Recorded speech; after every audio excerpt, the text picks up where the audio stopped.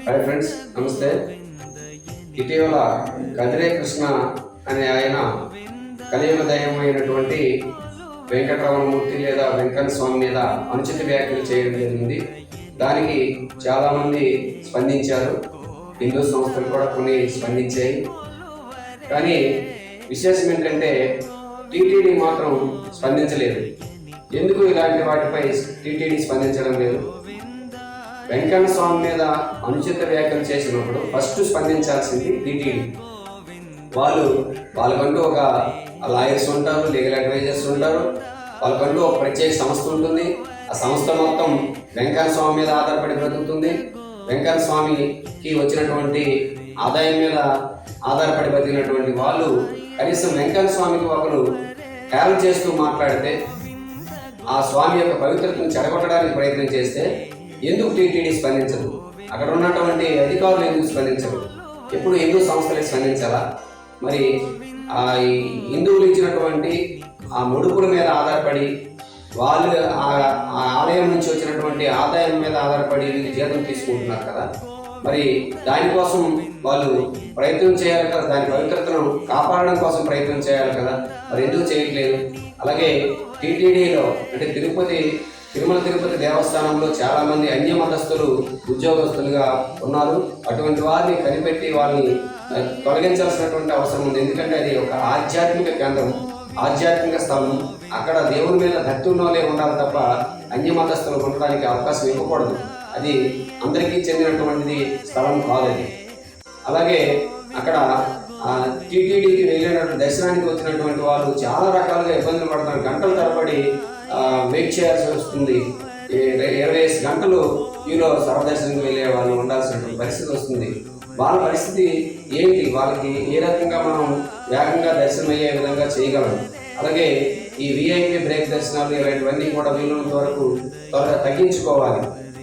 అలాగే ఏవో ప్రత్యేకంగా ముఖ్యమంత్రులు కావచ్చు, మంత్రులు కావచ్చు, లేదా ఎమ్మెల్యేలు, ఎంపీలు, లేదా గవర్నర్లు ఇలాంటి వాళ్ళకి అవకాశం ఇస్తే ఒక అర్థం ఉంది. కానీ విఐపి దర్శనాలు అని చెప్పేసి ఎమ్మెల్యే ఒక 20 మందికి, ఎమ్మెల్సీ ఒక 20 మందికి ఇలాంటివి ఇస్తున్నారు. దానివల్ల సామాన్యులు చాలా మంది ఇబ్బంది పడుతున్నారు. అలాంటివన్నీ కట్ చేయాలి. అలాగే ఎలా అయితే శేఖర దర్శనం, స్వామివారి దర్శనం ప్రశాంతంగా చేసుకోగలుగుతామో దాని గురించి ఆలోచించాలి. అలాగే అక్కడ ఆధ్యాత్మిక కేంద్రంలో వేరే ఏ విషయాలు ఉండకుండా ఓన్లీ ఆధ్యాత్మికపరమైనటువంటి విషయాలే దాని మీద ప్రస్తావన ఉండేటట్టుగా చూడాల్సినటువంటి అవసరం ఉంది. అలాగే అక్కడ దర్శనానికి వచ్చిన వాళ్ళకి గోవిందనామాలు పెట్టడానికి ఒకరు ప్రత్యేకించి, అంటే ఇష్టం ఉన్న వాళ్ళు పెట్టుకోవాలనుకున్న వాళ్ళకి పెట్టడానికి అక్కడ ఒకరు ప్రత్యేకించి ఆ క్యూ లైన్లో ఈ టీటీడీ వాళ్ళే ఉద్యోగస్తులు నియమించి లోపలికి వెళ్ళే వారికి గోవిందనామాలు ఇష్టం ఉండి పెట్టుకోవాలనుకున్న వాళ్ళకి పెట్టడానికి అవకాశం ఇవ్వాలి.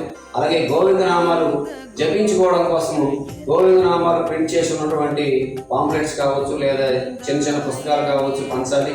అలాగే వెంకన్న స్వామి మహత్యం తెలియజేయడం కోసం ప్రింట్ చేసినటువంటి పుస్తకాలు పంచడానికి ప్రయత్నం చేయాలి. అలాగే ఆ స్వామి యొక్క గొప్పతనం కావచ్చు, ఆ మతం యొక్క గొప్పతనం కావచ్చు, దాని యొక్క ఆచారాలు కావచ్చు, దాని పూజ విధానం కావచ్చు, ఇవన్నీ కూడా తెలుసుకునే విధంగా హిందువులకి, అక్కడికి వచ్చినటువంటి భక్తులకి ఉచితంగా పుస్తకాలు పంచాలి. ఇవేవి జరగట్లేదు. ఆదాయమో ఎక్కువ వస్తుంది, కానీ ఆ ధర్మాన్ని ప్రచారం చేయడం తగ్గిపోతుంది.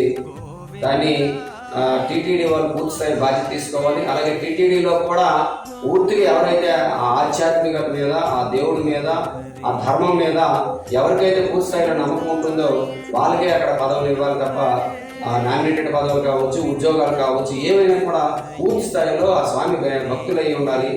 అలా అయితే మాత్రమే వాళ్ళకి ఉద్యోగాలు ఇవ్వాలి.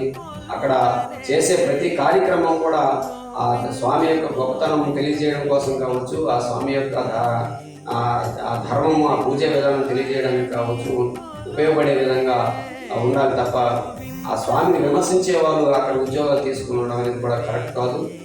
అలాగే అక్కడ ఉద్యోగం చేసే ప్రతి ఒక్కరు కూడా ఖచ్చితంగా గోవిందనామాలు పెట్టుకోవాలని నిబంధన పెట్టాలి. అలాగే ఆ గోవిందుని యొక్క వస్త్రాలు పవిత్రమైనటువంటి వస్త్రాలు ధరించాలనేటటువంటి నిబంధన కూడా పెట్టాలి. ఆ స్వామి యొక్క పవిత్రతను కాపాడడానికి టీటీడీ నిరంతరం ప్రయత్నం చేయాలని, ప్రభుత్వాలు కూడా రాజకీయాల జోలికి పోకుండా రాజకీయ నాయకులకు పునరావాస కేంద్రాలుగా టీటీడీని ఎంచుకోకుండా మంచి ఆధ్యాత్మికత కలిగినటువంటి ఆ స్వామి పట్ల మంచి భక్తి కలిగినటువంటి వ్యక్తులు మాత్రమే నియమించాలని కోరుకుంటూ నమస్తే.